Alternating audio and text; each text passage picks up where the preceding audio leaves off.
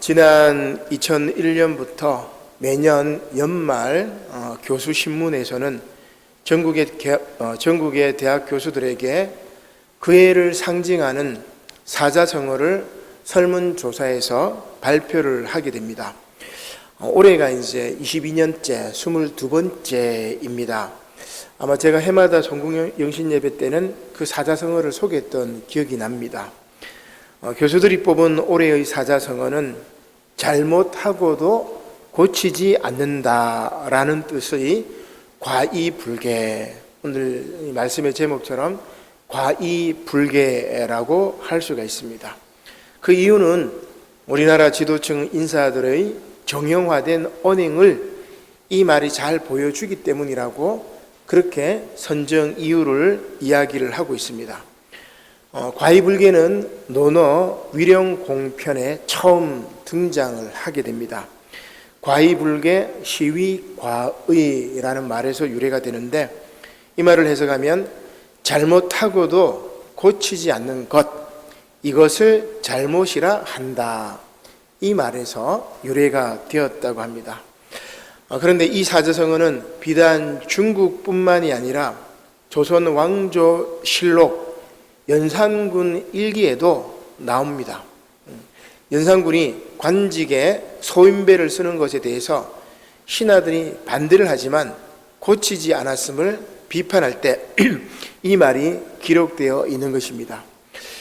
그렇다면 이와 반대로 잘못을 고친 사례는 있었을까 살펴보니까 조선왕조실록을 이렇게 찾아보면 그런 사례가 여럿이 있었습니다. 특히 우리가 잘 아는 성군으로 불리는 세종대왕 때 아주 많이 나옵니다. 세종대왕은 자신의 잘못을 인정하고 후회하며 이를 고쳤다고 하는 장면이 실록에 아주 많이 등장합니다. 결국 성군은 잘못이나 실수가 없는 임금이 아니라 잘못하면 이를 인정하고 이것을 고치려고 노력하는 임금이라는 뜻입니다. 따라서 세종대왕 때는 임금의 자기반성과 재발 방지 대책 때문에 세종대왕 재위 기간 동안에는 안전사고에 의한 대규모의 인명피해는 발생하지 않았다고 합니다. 그렇다면 잘못을 고치거나 처벌받기는커녕 인정하지도 않는 지금 우리 사회는 도대체 무엇일까? 교수신문에서도 지적하고 있듯이 지금까지 이태원 참사와 같은 후진국형 사고가 발생해도 책임지려는 정치가가 나오지 않고 있습니다. 조선시대보다 못한 책임 정치의 상실, 도덕성의 타락입니다. 교회와 목회자, 그리스도인들과 교인들도 마찬가지입니다. 죄 사함의 용서를 받았다고 계속해서 잘못을 범하고 있지는 않은가, 이렇게 스스로 우리가 자문해 볼 수가 있습니다. 사실 우리는 잘못을 했을 때 자신의 잘못을 인정하지 않고 늘 누군가의 탓으로 돌리고 살아가고 있습니다. 목사님 탓, 장로님 탓, 누구 탓, 그렇게 누구 탓을 하는 거죠. 저 역시 마찬가지입니다. 제 자신의 잘못보다는 다른 사람의 잘못을 탓하기도 하죠. 그러나 현명한 사람이라면 자신을 돌이켜보고 자성과 갱신의 길로 나아갑니다. 반면 소인배들은 자기 정당화의 길로 나아가 자신의 잘못을 덮으려고 끊임없이 거짓말을 하게 되죠. 거짓말이 거짓말을 낳게 되는 것입니다. 나중에는 이것이 습관이 되어가지고 자신이 거짓말을 하는지도 모르게 되는 것입니다. 한 해를 돌아보며 오늘 자신의 잘못을 돌이켜보고, 그리고 다가오는 2023년에는 혹 실수하거나 혹 잘못하더라도 바로 인정하고 그리고 사과하고 다시는 같은 실수와 잘못을 범하지 않기를 다짐하시는 저와 여러분들이 되시기를 주님의 이름으로 간절히 축원합니다. 지금 이제 송군 영신 예배를 드리면서 2022년 한 해를 이렇게 돌이켜보니 우리는 이렇게 세상이 온통 어지럽고 무도한 혼용무도와 과이불개한 세상을 살아가고 있습니다. 방금 제가 이제 말씀드렸던 이 혼영무도는 2015년 올해의 사자성어였습니다. 2015년 송구영신 예배 때 그때 그 말씀을 드렸던 것 같은데, 나라의 상황이 마치 암흑에 뒤엎인 것처럼 온통 어지럽다는 뜻입니다. 2015년이 그랬고 지금 2022년이 그렇습니다. 이 혼영무도라는 말은 혼영과 무도의 합성어입니다. 혼영이라는 말은 제가 우리 새벽기도 때 혼영무도라는 말로 한 3일 정도 이렇게 계속해서 묵상지 말씀을 가지고 이야기했던 기억이 나는데, 혼영은 어리석고 무능한 군주를 가리키는 혼군과 용군을 함께 일컫는 말입니다. 혼영. 그리고 무도라는 말은 노노의 천하 무도, 곧 세상이 어지러워서 도리가 행하여지지 않는다라는 말에서 유래된 말입니다. 이렇게 우리는 2022년 한 해 동안 혼영무도와 과이불개한 세상을 살아왔습니다. 따라서 2023년은 이러한 잘못이 열매를 맺어서 경제 위기는 물론 정치와 외교 등 모든 부문에 있어서 엄청난 고통으로 다가올 것입니다. 벌써 뉴스는 신년도에 각종 물가가 오른다고 이야기를 하고 있습니다. 재벌들은 법인세 깎아주지 말라고 이야기를 해도 기어코 법인세를 이렇게 깎아주는 거죠. 그래서 양극화 현상, 약육강식의 세상, 각자 도생의 세상이 다시금 재편되고 있는 그런 세상입니다. 이것은 지금 우리가 사는 세상이 혼영무도와 과이불개한 세상이기 때문입니다. 오늘 말씀으로 보자면 때가 악하기 때문입니다. 다시 말하면 종말이 가까이 오고 있기 때문입니다. 그러나 오늘 세본문 말씀에 의하면 그럼에도 불구하고 하나님께서 우리를 도우실 것이라고 말씀하고 있습니다. 따라서 비록 힘들고 어렵지만 믿음과 소망을 가지고 끝까지 견디는 자는 구원을 받을 것이라고 오늘 말씀은 우리들에게 이러한 힘들고 어려운 상황 속에서도 새 희망의 비전을 보여주고 있는 것입니다. 오늘 송구 영신 예배에 주는 말씀이 바로 이러한 말씀입니다. 사도 바울은 악이 지배하는 종말의 때에 믿는 성도들이 어떻게 행할지를 소개해 주고 있습니다. 그것은 바로 지혜 없는 자가 아니라 지혜 있는 자같이 하여 세월을 아끼라는 것입니다. 또한 예수님께서도 이 위기의 때에 사랑하는 이들에게 끝까지 견디라고 말씀하고 있습니다. 결국 그러한 사람은 하나님께서 도우실 것입니다. 구약 말씀에 나오는 임종을 앞둔 야곱, 이스라엘이 아들 요셉에게 하나님께서 너를 도우실 것이다 라고 축복하였듯이 반드시 믿음의 사람, 인내의 사람, 지혜 있는 사람은 하나님께서 도우실 것입니다. 오늘은 우리 서신서 말씀부터 한번 보도록 하겠습니다. 에베소서 5장 15절 말씀이죠. 그런즉 너희가 어떻게 행할지를 자세히 주의하여 지혜 없는 자같이 하지 말고 오직 지혜 있는 자같이 하여 세월을 아끼라. 때가 악하니라. 그러므로 어리석은 자가 되지 말고 오직 주의 뜻이 무엇인가 이해하라. 술 취하지 말라. 이는 방탕한 것이니 오직 성령으로 충만함을 받으라. 시와 찬송과 신령한 노래들로 서로 화답하며 너의 마음으로 주께 노래하며 찬송하며 범사의 우리 주 예수 그리스도 이름으로 항상 아버지 하나님께 감사하며 그리스도를 경외함으로 피차 복종하라고 이야기를 하고 있습니다. 바울 사도에 의하면 그리스도인들은 끝을 향해 가고 있는 종말의 시간을 살아가고 있는 사람입니다. 다시 말하면 악이 지배하는 종말의 때를 살아가고 있다는 말입니다.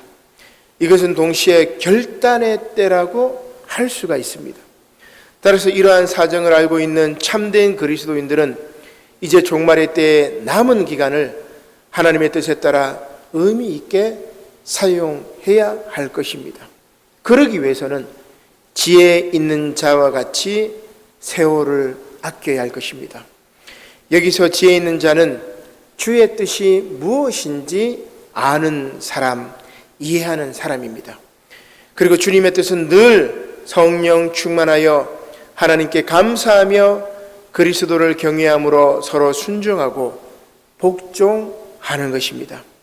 이것이 악한 때를 살아가는 비결이라고 할 수 있습니다.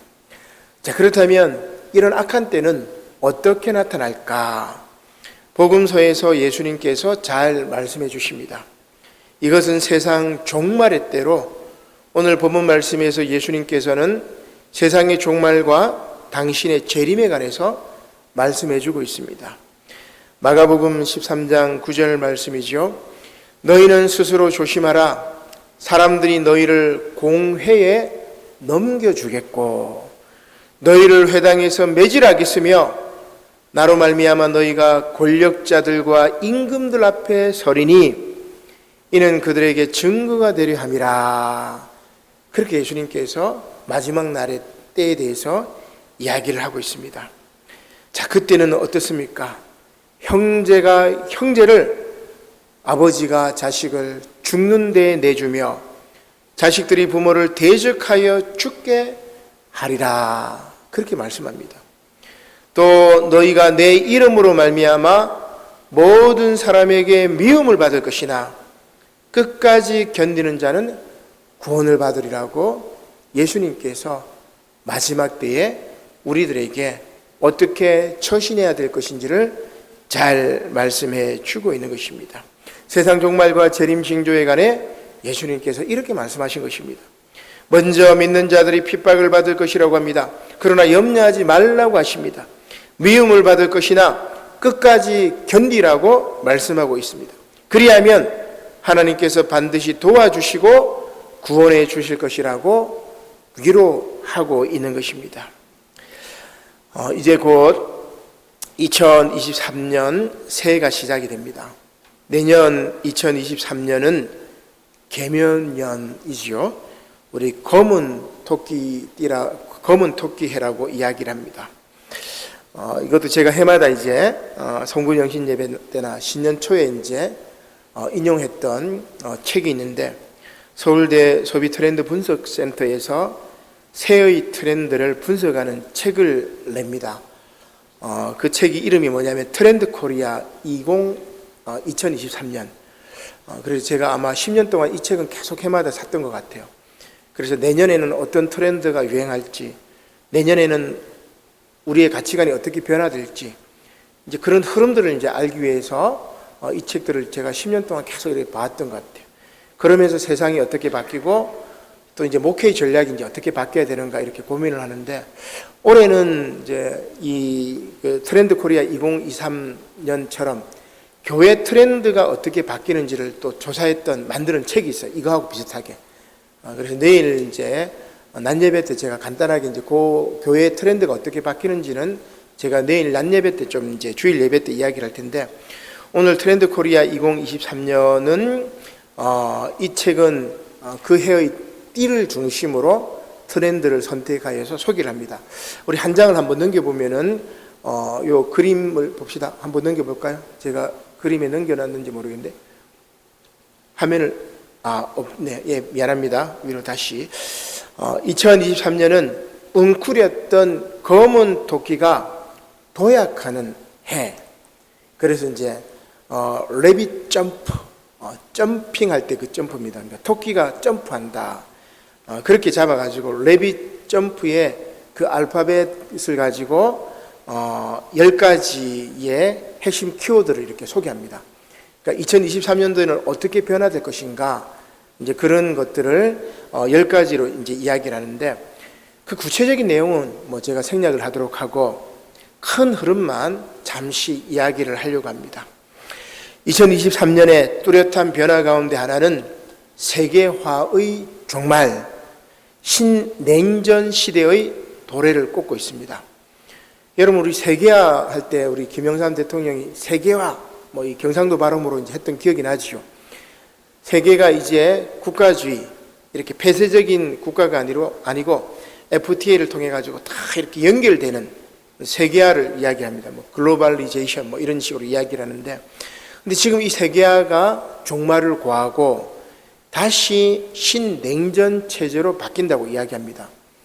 그러면 신냉전이니까 구냉전은 뭐예요? 옛날에 소련과 미국이 냉전 체제 때 군비 경쟁을 하고 계속해서 대결 구도로 갔죠. 그리고 이제 동구권 소련이 무너진 다음에 미국 주도의 세계 재편으로 이렇게 가다가 지금 다시 뭡니까?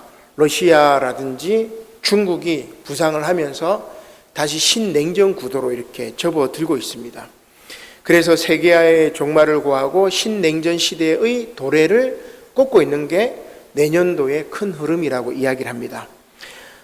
세계 최대 자산 운용가 블랙록의 레리 핑크 회장이 2022년 3월 이제 올해 초입니다. 3월 주주들에게 이 사람이 세계 최대 자산 운용가니까 돈 잘 버는 사람이에요. 그죠? 이 사람이 자기를 지지한 주주들에게 사안을 담아가지고 메시지를 보냅니다. 뭐라고 썼냐? 지난 30년간 우리가 경험해왔던 세계화는 끝이 났다. 이렇게 이야기합니다. 1990년대 이후 진행된 세계화는 대한민국을 비롯한 세계 경제를 지탱하는 원동력이었습니다. 그죠? 우리도 이제 FTA를 통해서 한미 FTA라든지 호주라든지 뭐 유럽이라든지 여러 가지 이제 FTA를 통해 가지고 관세 장벽이 허물어지고 그래서 어떻게 보면 경제적인 성장들이 이루어졌단 말이에요. 그런데 이제 이러한 세계 경제를 지탱하는 원동력이었던 세계화가 종말을 고하고 이제 2022년 2월 24일 러시아 우크라이나 전쟁의 시작으로 우리는 세계화 시대의 종언을 보게 되었다라고 이야기를 합니다. 이러한 세계화의 종식은 곧 국가 간의 분열을 뜻합니다. 아까 제가 이제 각자 도생이라고 이야기를 했는데 국가들이 각자 도생하는 것이 바로 세계화의 종말이라고 이야기를 할 수가 있는 거죠. 우크라이나 전쟁은 단순히 러시아와 우크라이나만의 전쟁이 아닙니다. 제가 지난 시간에 이제 대만 이야기도 하고 우리 한반도 이야기도 하고 그렇게 했었는데 신냉전 체제가 되면은 이 러시아 우크라이나 전쟁이 여기에만 있는 게 아니고 이제 중국과 미국 상간에 있는 우리 대만이라든지 그리고 대륙 세력과 해양 세력의 그 틈바구니에 있는 우리 한반도라든지 계속해서 이제 갈등들이 일어나게 되는 거죠. 이들의 대립은 곧 미국, 유럽, 일본, 한국 등을 포함한 자유주의를 표방하는 나라와 러시아, 중국, 북한으로 구성된 사회주의 국가 간의 대립으로 다시금 냉전 체제로 이어져서 신냉전 시대를 만들게 되었다. 이것이 지금 내년을 전망하는 모든 이들의 의견이라고 할 수 있습니다. 동시에 러시아가 초래한 에너지 전쟁 및 식량 위기도 아주 심화하고 있는 것입니다. 자, 그런데 놀라운 것은 이러한 신냉전 속에서도 한국인에게 가장 중요한 것은 뭐냐면 물질적인 풍요를 꼽고 있습니다. 미국 설문업체가 17개국 성인들에게 질문을 했습니다. 뭐라고 질문했느냐? 무엇이 삶을 의미 있게 하는가? 여러분은 삶을 의미 있게 하는 것이 뭡니까? 여러분 삶을 의미 있게 하는 게 뭡니까 도대체? 그러니까 17개 나라의 성인들에게 당신의 삶을 의미 있게 하는 것은 도대체 무엇입니까? 이렇게 질문을 했을 때 14개 나라들 대부분의 국민들이 뭐라고 이야기하냐면은 가족을 꼽았어요. 그래서 저도 가족이라고 생각합니다. 그래서 올해 제가 이제 말씀드렸지만은 올빼미라는 영화를 통해 가지고 인조임금이 소현세자를 죽여버리잖아요. 그죠? 죽여버립니다. 자식을 죽여버립니다. 자녀를 살해하는 게 올해 우리 대한민국의 상황입니다. 아이들이 바다에서 죽었고 청년들이 길에서 압사당해서 죽었고 그죠? 해마다 수능 끝나고 나면 대학 입시 때문에 150여 명의 이 아이들이 그 과도한 경쟁 스트레스 때문에 자살해서 죽습니다. 그죠? 이게 가족이 붕괴되는 거죠. 가족이 붕괴되는 겁니다. 그런데 14개 나라 국민들은 대부분 가족이 나의 인생에서 가장 의미 있다고 이야기를 하지만, 그래서 우리 저기 뭡니까 아바타 2도 보니까 핵심은 가족이에요. 가족. 그래서 유럽은, 미국은 가족이 중요하다고 막 외치고 있는데 대한민국은 지금 자녀를 살해하고 있는 거예요. 가족을 파괴하고 있는 겁니다. 왜 그러느냐? 14개 나라 국민 대부분은 가족을 꼽았지만 유일하게 한국 국민들은 물질적인 풍요가 가장 중요한 내 삶을 의미 있게 하는 것이다, 이렇게 생각하는 거예요. 참 경제 성장을 하고 엄청나게 우리가 부를 축적했지만 지금 사람들은 더 갈급한 거죠. 더 물질적인 부를 쌓으려고 하고 있는 것입니다. 그거는 비교하기 때문에 그래요. 그죠? 비교하기 때문에. 재벌하고 비교하면 중소기업 사장은 더 가지려고 하는 거죠. 또 회사원들은 사장이 비교하면 또 더 가지려고 하는 거고. 계속 끊임없이 비교하고 경쟁하고, 그죠? 경쟁에 도태하면 네가 뭔가 잘못됐던 것처럼 이야기하고, 그죠? 이게 지금 우리 사회의 가치관으로 이렇게 형성이 되고 있어요. 젊은 친구들도 대부분 이렇게 각자 도생, 이런 식으로 개념들이 바뀌어가고 있습니다. 굉장히 지금 우리 사회가 아주 도덕적으로 무너지고 있고, 그 다음에 저는 이렇게 보면은 영적으로도 지금 막 무너져가고 있는 거예요. 이게 지금 우리 사회의 대부분 가치관이 이렇게 변화되고 있는 것입니다. 자, 그렇다면 다른 나라 사람들은 여기서 이제 물질적인 풍요를 뭐라고 이야기하느냐? 이제 뭐 물질적인 풍요는 충분한 수입이라든지 음식이라든지 그리고 집을 의미했습니다.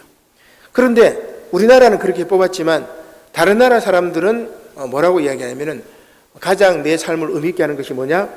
직장이나 우정이나 취미, 이런 게 들어가요. 근데 우리나라는 이런 우정이나 취미는 순위에도 없어. 그러니까 우정이나 내가 지금 재밌게 즐기는 이 취미, 이런 게 없고 그저 충분한 수입, 음식, 그리고 집, 여기에 우리의 가치관들이 쫙 이렇게 몰려 있는 겁니다. 그죠? 혼용무도와 과의불개한 세상의 결과입니다. 오늘 구약 말씀은 임종을 앞둔 야곱, 곧 이스라엘이 12아들을 축복하는 말씀입니다. 야곱은 임종을 앞두고 12아들 각각에게 헌신의 힘을 다해서 축복을 하며 그들의 앞날을 예언해 주고 있습니다.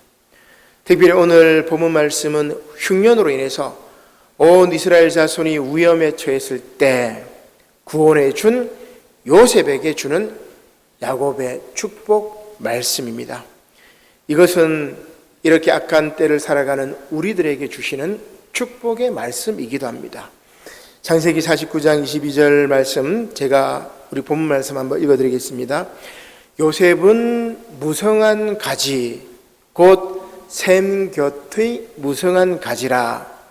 그 가지가 담을 넘었도다. 활 쏘는 자가 그를 학대하며 적개심을 가지고 그를 쏘았으나 요셉의 활은 도리어 굳세며 그의 팔은 힘이 있으니 이는 야곱의 전능자 이스라엘의 반석인 목자의 손을 힘입음이라고 이야기를 합니다.